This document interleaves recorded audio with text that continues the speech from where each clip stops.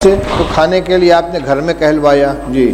فبعث الى نسائه فقلنا ما معنا الا الماء فقال گھر تھے، 9 گھر کے اندر سوائے پانی کے کچھ نہیں تھا جی.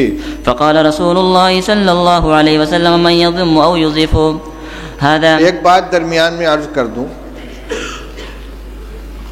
مولانا سعد صاحب نے بھوپال میں تقریر کی ہے کہ دعوت اور تعلیم دونوں سنت کے راستے سے ہٹ گئے ہیں، اور مثال اور دعویٰ کیا کیا ہے کہ صحابہ کرام رضی اللہ تعالیٰ عنہ خود رسول اللہ صلی اللہ علیہ وسلم کے گھر کا انتظام کرتے تھے. یعنی طالب علم کی یہ ذمہ داری ہے کہ وہ استاد کی کفالت کرے. کہتے ہیں کہ صحابہ جنگل جاتے تھے، لکڑیاں کاٹ کے لاتے تھے، اس کو جلانے کے قابل بنا کر فروخت کرتے تھے، اور رسول اللہ صلی اللہ علیہ وسلم کے 9 گھروں کے اندر تازہ بکری کا گوشت روزانہ پہنچاتے تھے. یہ ہے یعنی بحیثیت استاذ کے کہ یہ شاگرد تھے اور استاذ کے گھر میں تازہ روزانہ بکری کا گوشت پہنچاتے تھے. اور ہم جو روایت پڑھ رہے ہیں اس میں کیا مل رہا ہے؟ اس میں یہ حضرت عائشہ رضی اللہ عنہ فرماتی ہیں کہ ایک چاند نکلتا تھا، دوسرا چاند نکلتا تھا اور تیسرا چاند نکلتا تھا، اور رسول اللہ صلی اللہ علیہ وسلم گھروں میں آگ نہیں جلتی تھی. اور یہاں آ رہا ہے کہ 9 گھروں میں حضور صلی اللہ علیہ وسلم نے آدمی بھیجا ہے، اور سب جگہ سے جواب کیا آ رہا ہے؟ ما معنا الا الماء، ہمارے پاس پانی کے علاوہ کچھ نہیں ہے. یہ کیا حدیث کی تحریف نہیں ہے؟ یہ ازواج مطہرات کے بارے میں جو بات کہی جا رہی ہے صحابہ کے بارے میں کہ روزانہ ان کے یہاں بکری کا تازہ گوشت صحابہ کرام پہنچاتے تھے، اور آج طلبہ کو کھانا مطبخ سے دیا جا رہا ہے اور اساتذہ کو تنخواہ دی جا رہی ہے، لہذا تعلیم سنت کے راستے سے ہٹ گئی ہے. یہ کیا مذاق ہو رہا ہے؟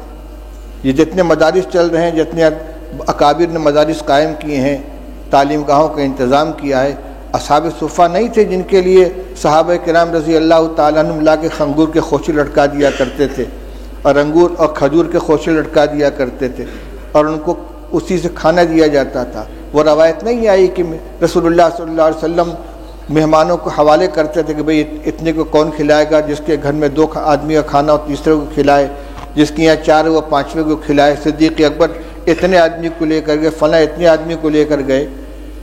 اور حضور صلی اللہ علیہ وسلم کے ساتھ جو تعلق تھا صحابہ کرام کا، وہ صرف استادی و شاگردی کا تھا کہ اس کو اور صحابہ کرام رضی اللہ تعالیٰ عنہ خود پیٹ پر پتھر باندھتے تھے، رسول اللہ صلی اللہ علیہ وسلم بھی پیٹ پر پتھر باندھتے تھے، 2 باندھتے تھے.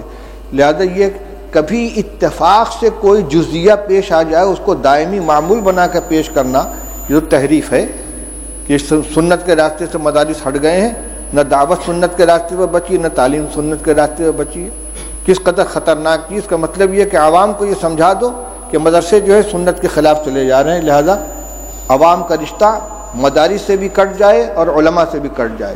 یہ انتہائی خطرناک رجحان ہے، جو اس کا مطلب یہ کہ سب کو باطل تنظیموں کے حوالے کر دیا جائے. ان کو نہ مدرسوں سے تعلق رہے گا عوام کا، نہ علماء سے تعلق رہے گا.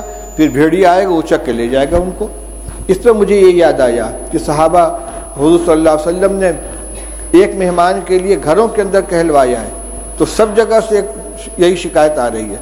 حضرت انس رضی اللہ تعالیٰ عنہ کی روایت پڑھ چکے ہو کہ بدبودار جس میں مہک پیدا ہو گئی تھی، ایسی چربی لے کر حضور کی خدمت میں پہنچے ہدیہ کے طور پر، اور کہتے ہیں کہ رسول اللہ صلی اللہ علیہ وسلم کی 9 ازواج مطہرات تھیں اور کسی گھر میں کھانے کو نہیں رہتا تھا.